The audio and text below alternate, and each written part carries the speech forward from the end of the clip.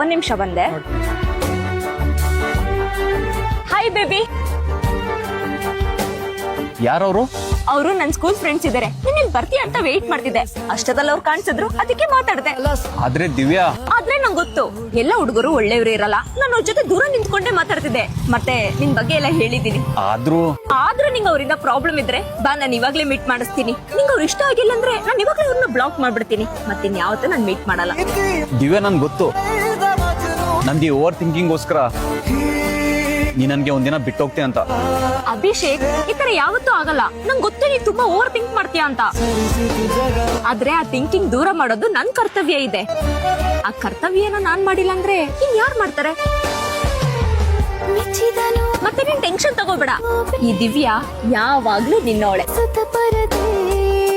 ಚಿನ್ನ, ನಮ್ ಎಲ್ಲಾ ಹುಡುಗರ ಲೈಫಲ್ಲೂ ನಿಂತರ ಇರೋ ಹುಡುಗಿ ಸಿಕ್ಕ್ರೆ ನಮ್ ಹುಡುಗರ ಲೈಫ್ ಎಷ್ಟು ಚೆನ್ನಾಗಿರುತ್ತಲ್ವಾ?